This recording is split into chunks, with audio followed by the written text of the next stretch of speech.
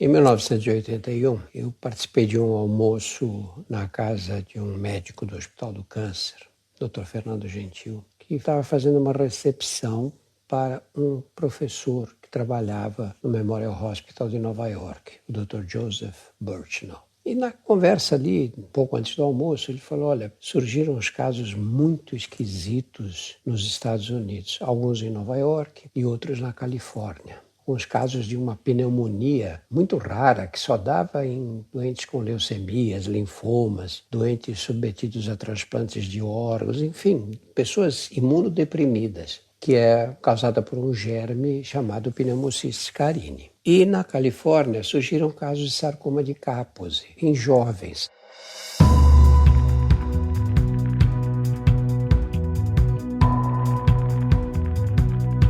Olá, eu sou Drauzio Varela e aqui você vai ouvir outras histórias.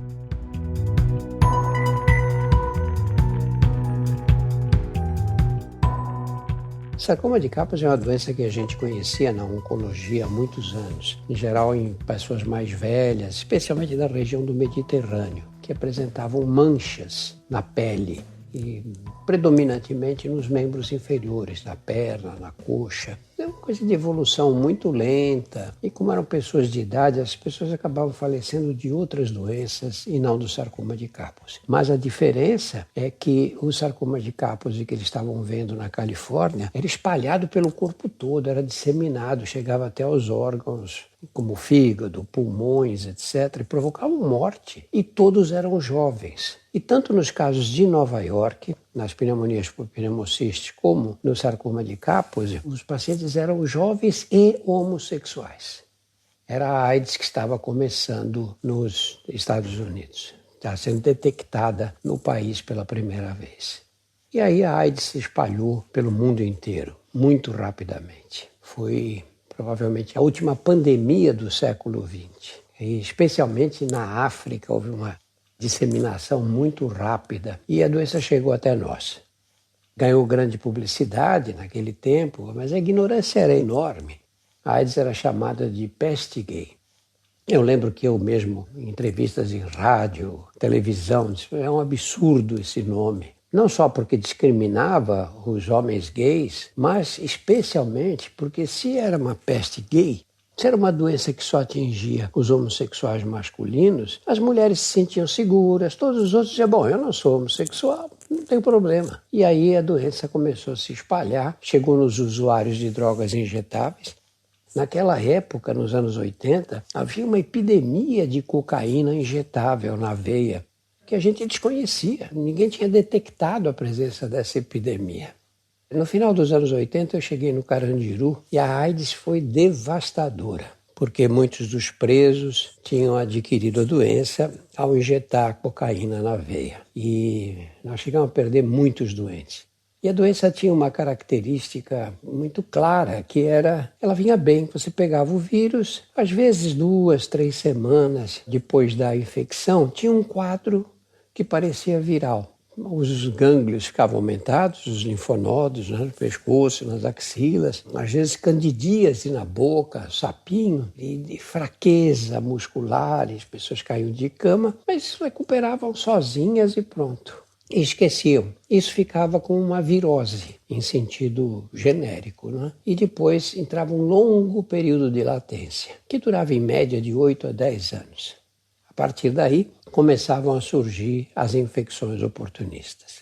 Em geral, a primeira era o herpes zoster, esse que dá, o pessoal chama de cobreiro, né? Que dá essas feridas na pele que acompanham o trajeto dos nervos, né? Em geral, era a primeira demonstração. Do nada surgia um herpes zoster, uma pessoa jovem, você já acha estranho, né? E tuberculose. Enfrentei no Carandiru uma epidemia horrível de tuberculose, porque a AIDS não passa no contato casual, mas a tuberculose sim. Aquelas células lotadas, à medida que a imunidade vai caindo na pessoa infectada pelo HIV, uma hora ela apresentava a tuberculose como uma das primeiras manifestações da AIDS. A partir daí, iam se repetindo as infecções oportunistas. Pneumonias, em geral, muito frequentes, né? Meningites, lesões cerebrais por toxoplasmose, Era uma doença muito variada e você tratava uma infecção e vinha outra, e depois outra, e depois outra, e chegava uma hora que o doente estava tão debilitado que não sobrevivia. A doença era uniformemente fatal. Eu lembro quando, logo no início, eu fui para os Estados Unidos, fiz um estágio para aprender o que era essa doença que estava surgindo, essa doença misteriosa, e fiquei na enfermaria do serviço de imunologia lá desse hospital, do Memorial Hospital. E aí, quando eu voltei para o Brasil, eu era o único oncologista que tinha visto casos de AIDS, porque os casos de AIDS eram vistos em geral pelos infectologistas, e muitos deles pelos dermatologistas, por causa dessas lesões que surgiam na pele.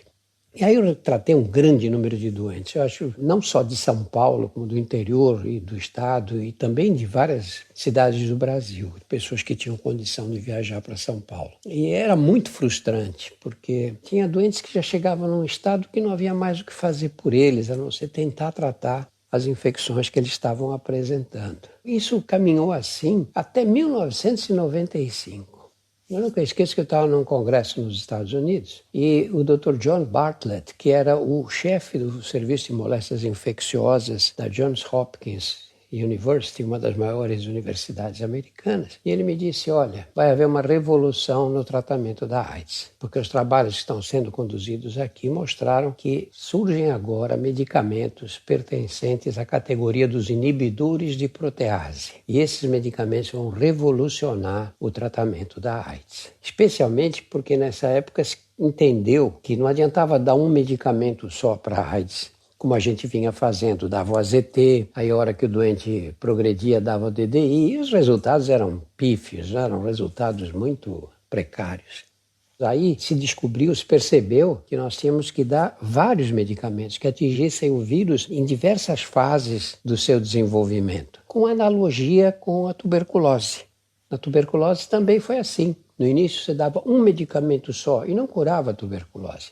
Nós passamos a curá-la quando passamos a usar o chamado esquema tríplice, né? Dar 3 medicamentos de uma vez só. E aí aconteceu isso. Esses medicamentos realmente foram uma revolução absurda. Eu tinha doentes internados que estavam virtualmente morrendo, essa fase final de evolução.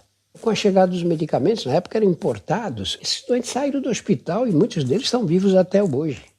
O tratamento foi uma revolução de tal maneira que uma doença que era uniformemente fatal passou a ser uma doença controlável. Não curável, mas controlável. E aí o Brasil fez uma revolução no tratamento da AIDS. Tudo que nós não estamos fazendo agora com o coronavírus, ou não fizemos com o coronavírus, nós fizemos com a AIDS. Que foi o quê? A decisão de dar remédios pelo SUS gratuitamente para todos. Isso não foi fácil, porque até patentes foram quebradas e negociações duras com as companhias farmacêuticas. Houve remédios que nós conseguíssemos abatimentos de mais de 90% no preço. E com isso nós passamos a distribuir a medicação para todos. Vocês imaginam que o Brasil naquela época tinha uma prevalência do HIV igual da África do Sul. Nós começamos a distribuir medicamentos, eles não. Eles eram negacionistas, assim, a presidência da República quer dizer que o HIV não existia, que era uma invenção capitalista, enfim, essas teorias de conspiração, né? Hoje, a África do Sul tem 10% dos adultos infectados. Vocês imaginem se nós tivéssemos 10% dos brasileiros adultos infectados, nós teríamos aí 17, 18 milhões de HIV positivos, pessoas convivendo com HIV. E, na verdade, nós temos aí perto de 800 mil. Segundo o Ministério da Saúde, não é pouco, mas também não é um número igual ao deles, né? E mais, o Brasil provou que essa política de distribuição de medicamentos funcionava, e muito. E os africanos passaram a receber medicamentos pagos por instituições internacionais por causa da experiência brasileira. Nós demos uma lição para o mundo de como se enfrenta uma epidemia. E podíamos ter feito isso agora se tivéssemos tido outra posição, outra política de combate, né? A AIDS se tornou uma doença crônica hoje. Os doentes não morrem, mas não podem parar de ser tratados. E nós tivemos grandes avanços. Eu lembro numa época em que os doentes tomavam aí 15, 20 comprimidos por dia e até mais. Hoje você, muitas vezes, com um comprimidinho só, que já traz os medicamentos ali, tomados 2 vezes por dia ou até uma vez só, você controla a doença. Melhoramos muito. Além do que, desenvolvemos tratamentos para pré-exposição e para pós-exposição. Os primeiros para você tomar antes de ter relações sexuais. E o segundo para ser tomado depois que essas relações aconteceram. Nós evoluímos demais. Agora no Brasil, nós mantivemos essa política de distribuição gratuita, que é ótima, mas a divulgação da existência de tratamentos para aqueles que podem se expor ou para aqueles que já foram expostos é quase que um segredo, né? Ninguém sabe que esses medicamentos existem, como devem ser usados e que podem ser adquiridos pelo SUS.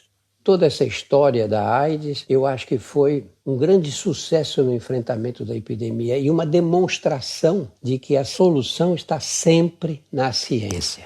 Negar a ciência é negar o acesso às informações mais precisas e ao impacto que elas podem ter no curso da doença.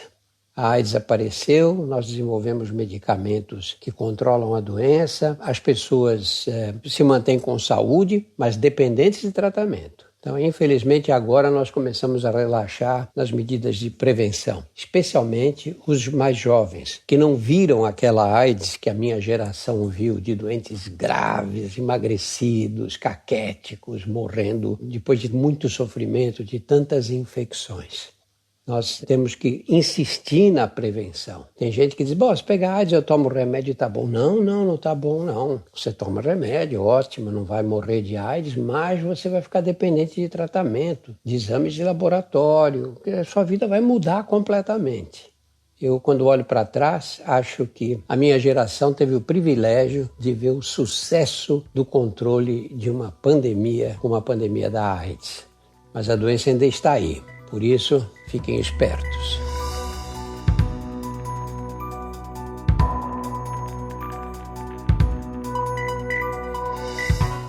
Semanalmente estarei aqui para contar outras histórias. A trilha sonora foi feita pela Insonores e a produção é da Júpiter, conteúdo em movimento.